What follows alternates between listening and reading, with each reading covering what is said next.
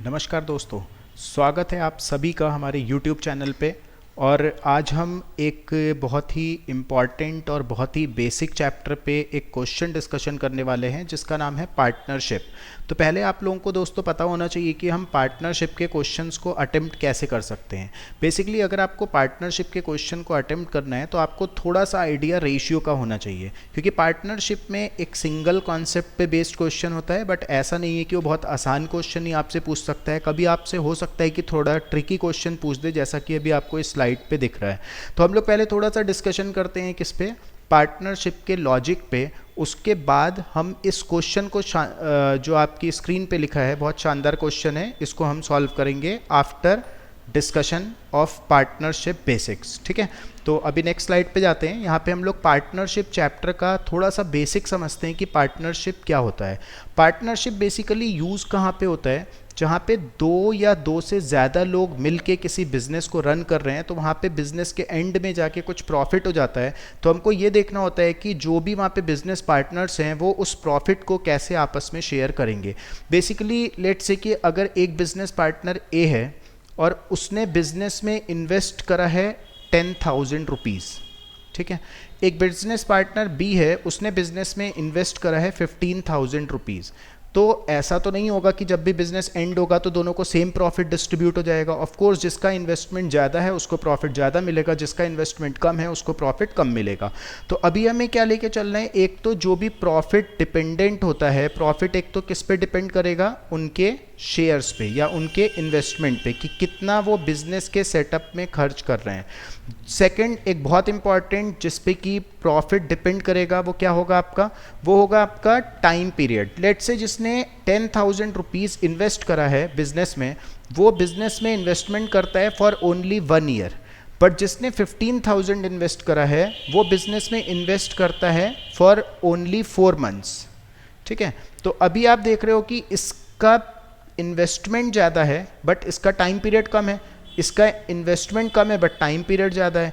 तो जितना अभी हम जब टाइम को कंसिडर नहीं कर रहे थे तो हमें क्या लग रहा था कि जो ज़्यादा प्रॉफिट होने वाला है वो किसको होने वाला है, बी को होने वाला है। हो सकता है अभी भी ज़्यादा प्रॉफिट हो, बट पहले के कंपैरिजन में अब बी का प्रॉफिट कम हो जाएगा जब हम इनके टाइम को भी कंसिडर कर रहे हैं। तो एक यही लॉजिक है जो आपके पार्टनरशिप के हर एक क्वेश्चन को सॉल्व करा देगा। और इसमें एक बहुत ही अच्छा क्वेश्चन है जो अभी हम डिस्कस करने वाले हैं। बट बेसिकली डिपेंडेंट जो हमारा पार्टनरशिप में प्रॉफिट होता है वो किस पे होता है, एक शेयर पे होता है, और सेकंड किस पे डिपेंड करता है, वो उनके टाइम पीरियड पे। ठीक है, सिर्फ ये लॉजिक है जो आपका पार्टनरशिप का हर एक क्वेश्चन सॉल्व कराएगा। बेसिकली इसको थोड़ा सा एक फॉर्मूला टर्म में जाते हैं कि एक बिजनेस पार्टनर ए है, एक बिजनेस पार्टनर बी है। ए ने IN1 इन्वेस्टमेंट करा एंड बी ने IN2 इन्वेस्टमेंट करा। ए बिजनेस में T1 टाइम के लिए था और बी बिजनेस में T2 टाइम के लिए था। तो हमें क्या करना होगा, कोई थर्ड पार्टनर भी होगा, फोर्थ भी होगा, सबका हमको क्या करना है, क्योंकि दो ही चीज़ पे डिपेंड करेगा पार्टनरशिप में प्रॉफिट या लॉस, इन्वेस्टमेंट और टाइम। तो हमें सबका इन्वेस्टमेंट इनटू टाइम कैलकुलेट करना होता है। बिजनेस पार्टनर जितने भी हैं, 1 है, 2 है, 5 है, 10 है, सबका investment into time, investment into time. और जो भी इन्वेस्टमेंट इनटू टाइम का रेशियो आता है, हमारा प्रॉफिट उसी रेशियो में डिस्ट्रीब्यूट होता है। मतलब इसको हम ऐसा बोल सकते हैं कि this will be profit of A upon profit of B. तो इन्वेस्टमेंट इनटू टाइम का जो हमारा रेशियो होता है, इसको और अगर हम एक फॉर्मूला टर्म में लिखते हैं तो हम इसको ऐसे लिख सकते हैं कि इन्वेस्टमेंट इनटू टाइम, जो इसका आपके पास रेशियो होगा, ये आपका किसके बराबर होगा, प्रॉफिट के रेशियो के बराबर होगा। पूरा चैप्टर इतने से स्टार्ट होगा, इतने पे ही हमारा खत्म हो जाएगा। अब इसमें वैरायटी ऑफ क्वेश्चंस है, जैसे इसमें एक एक्टिव पार्टनर होता है जो इन्वेस्टमेंट भी करता है बिजनेस में और वहाँ से कुछ सैलरी भी ले रहा होता है काम करने की वजह से, उसके क्वेश्चंस को भी हम लेके आएंगे। फिर से इसमें एक क्वेश्चन आपका आता है सैलरी बेस्ड वाला, हमने डिस्कशन कर लिया। एक क्वेश्चन आता है इसमें जो अभी हम डिस्कस करेंगे, जहाँ पे शेयर कुछ पहले ही वहाँ पे बढ़ जाता है। फॉर एग्जाम्पल अभी हम एक क्वेश्चन लेके चलते हैं, इससे आप लोगों को थोड़ा और क्लियर होगा पार्टनरशिप चैप्टर। अगर आप इसको ध्यान से, पहले तो आप वीडियो को एक बार पॉज करना, इस क्वेश्चन को खुद से अटेम्प्ट करने की कोशिश करना, अगर नहीं होगा तो ही आप सॉल्यूशन देखना। इसमें कितने बिजनेस पार्टनर्स हैं, X, Y एंड Z। हम सबसे पहले वो लिखते हैं, बिजनेस पार्टनर X है, Y है एंड जेड है, 3 बिजनेस पार्टनर्स हैं। इन्वेस्टमेंट आपको सबका लिखना है, कोई भी बड़ा क्वेश्चन लिखा हो एग्जाम में उसको सही तरीके से अटेम्प्ट करने का जो कॉन्सेप्ट होता है ये होता है कि आप क्वेश्चन को पार्शली पढ़िए और स्टार्ट कर दीजिए सॉल्व करना। अगर आप इसको पूरा पढ़ते रहोगे हो सकता है कि लास्ट में जाके आप पहले वाली लाइन को भूल जाओ। तो हमें क्वेश्चन को अटेम्प्ट करने का जो मेथड रखना है वो यही रखना है कि आप पार्शली पढ़ो, उसको अपनी रफ शीट पे अरेंज करते चलो। जैसे एक्स वाई जी 3 बिजनेस पार्टनर्स हैं, एक्स का इन्वेस्टमेंट कितना है 2.5 लाख, वाई का इन्वेस्टमेंट कितना है 3.5 लाख एंड जेड का इन्वेस्टमेंट हमें दिया हुआ है क्वेश्चन में दैट इज 4.0 लाख। इसको हम कर लेते हैं। अब क्वेश्चन में एक चीज मेंशन करा है कि in the first year the business makes a profit of 2 lakh. तो अगर वो बोलता है कि फर्स्ट ईयर में 2 लाख का प्रॉफिट हुआ है, इट मीन्स कि जिसके बारे में टाइम का कुछ इन्फॉर्मेशन नहीं पता, मतलब एक्स वाई जी तीनों बिजनेस में 1 ईयर के लिए हैं। तो अगर हमें अभी पहले वाली स्लाइड में क्या सीखा है कि हमें क्या करना है, इन्वेस्टमेंट इनटू टाइम करना होता है सभी का। तो इन सब के लिए इन्वेस्टमेंट इनटू टाइम कितना हो जाएगा, 1 ईयर हो जाएगा तीनों का। इन्वेस्टमेंट इनटू टाइम, हम इन्वेस्टमेंट इनटू टाइम का सबसे पहले पार्टनरशिप चैप्टर में रेशियो कैलकुलेट कर लेते हैं इन्वेस्टमेंट इनटू टाइम का। तो यहां से अगर हम रेशियो निकालने का ट्राई करते हैं तो 5 से ये सब डिवाइड होगा, 5, 7 एंड 8। इन्वेस्टमेंट इनटू टाइम का रेशियो ये आ गया। तो बेसिकली जो हमारा इन्वेस्टमेंट इनटू टाइम का जो हमारा रेशियो होता है वही किसका रेशियो होता है, प्रॉफिट का रेशियो होता है। लेकिन अभी क्या करा है क्वेश्चन में, थोड़ा सा ट्विस्ट है। जो यहाँ पे टोटल प्रॉफिट होता है वो डायरेक्टली इस रेशियो में डिवाइड नहीं हो रहा है। अभी हमने सिर्फ पार्टनरशिप पढ़ा, उसमें हमें ये पता लग गया कि इन्वेस्टमेंट टू टाइम के रेशियो में हम डिवाइड कर देंगे। बट हुआ क्या यहाँ पे, बोलता है अ पार्ट ऑफ प्रॉफिट इस business makes a profit of 2 lakh. 2 lakh का इसको टोटल प्रॉफिट होता है 2 लाख। अब वो बोलते हैं इसका कुछ पार्ट हो सकता है 1 लाख हो सकता है 500 रुपये हो, 1000 रुपये, कुछ भी हो सकता है। इसका कुछ पार्ट जो प्रॉफिट है वो किस में शेयर हुआ है, y और z में। ठीक है, ध्यान से समझना आप क्वेश्चन को। इसका कुछ पार्ट y और z में शेयर होता है। फिर वो बोलता है इन द रेशियो ऑफ 2:3। इसके बाद वो क्या बोल रहे हैं, and the remaining profit is divided among X Y Z in the ratio of their investment. Remaining जो प्रॉफिट है ना वो आपको वैसे ही डिवाइड कर देना है जैसा कि अभी हमने पिछली स्लाइड में पढ़ा था कि वो एक्स वाई और जी में किस रेशियो में डिवाइड होगा, in the form of their investment. Investment का रेशियो कितना है उसका 5, 7 और 8 का है।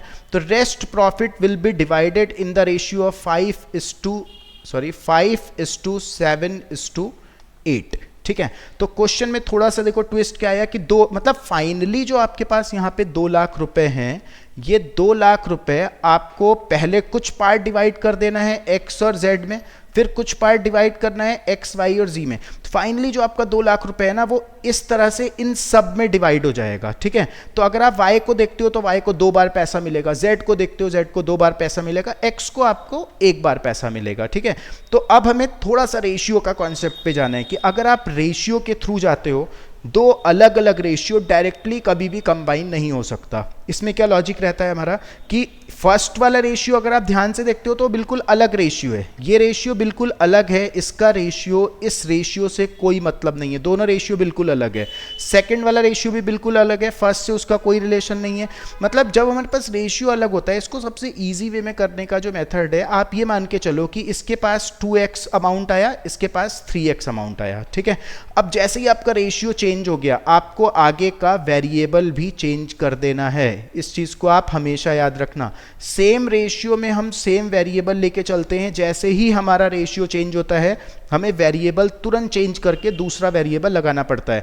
मतलब अब अगर आपके पास x और y के बीच में कुछ रिलेशन आ जाता है ना, और आप ऐसा लिख सकते हो कि x = 5y, तो सबके पास y आ जाएगा, मतलब तब सब एक रेशियो में आ जाएगा। अगर सब एक रेशियो में आ जाएगा तो आप 2 लाख रुपए को उस रेशियो में डिवाइड कर सकते हो। ठीक है, तो अब हमारा काम है x और y के बीच में रिलेशन को स्टैब्लिश करना। रेशियो में भी इस टाइप का क्वेश्चन है, आपको आगे की क्लासेस में कराया जाएगा। बेसिकली ये जो चैप्टर, ये वाला जो क्वेश्चन है, पार्टनरशिप और रेशियो का प्योर कॉम्बिनेशन है।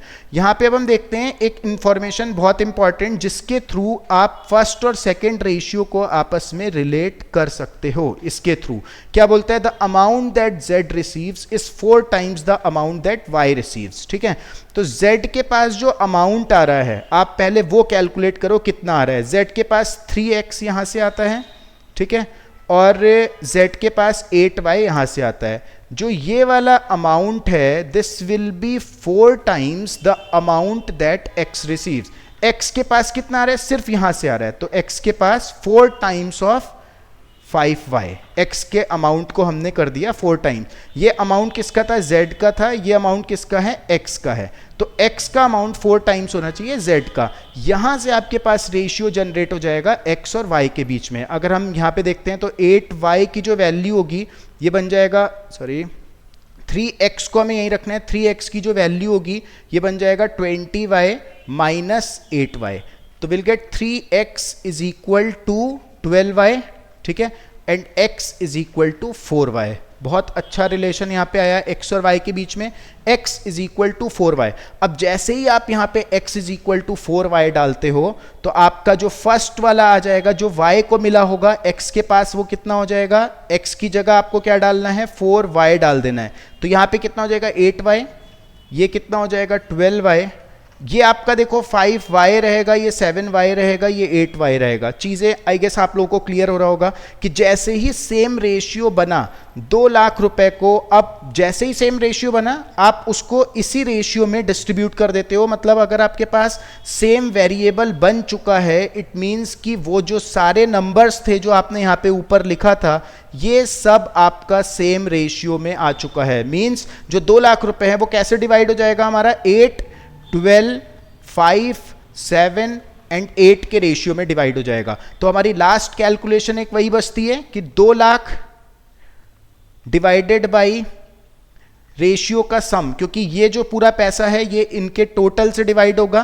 तो अगर आप रेशियो का टोटल करते हो तो 7 और 5 12, 12 24, 24 और 8 32 और 8 40, 40 से डिवाइड, जिसकी भी वैल्यू वो पूछ रहा है उससे आपको मल्टीप्लाई करना है। 2 लाख को आपको इस रेशियो में बेसिकली डिवाइड करना है, तो 2 lakh divided by the sum of all the ratios and multiply by how much amount does y receive. y को अगर आप देखते हो तो y 8 यहां पे है और यहां पे भी y है कितना 7, 8 प्लस 7 टोटल कितना होगा 15, 15 से आपको करना है मल्टीप्लाई। अब अगर हम इसको सॉल्व करते हैं तो विल गेट 75,000 रुपीज़। जो y के पास आएगा वो आएगा 75,000। आई गेस आप सभी लोगों को ये क्वेश्चन पसंद आया होगा, प्लस जो भी हमारा एक्सप्लेनेशन था इससे पहले वाली स्लाइड में जो कि हमने किस पे करा था, पार्टनरशिप के बेसिक पे करा था। तो अगर आप इसके थ्रू उस क्वेश्चन पे जाते हो और अब आप पार्टनरशिप का कोई भी क्वेश्चन उठा के एक बार ट्राई करना, बेसिकली जो इसमें लॉजिक यूज हो रहा होगा वो यही यूज हो रहा होगा। बाकी आप लोग ऐसे ही हमारे साथ जुड़े रहिए, आप लोगों को नए नए क्वेश्चन, नए नए ट्रिक्स और नए नए एक्सप्लेनेशन चैप्टर्स का आपको मिलता रहेगा। Thank you so much.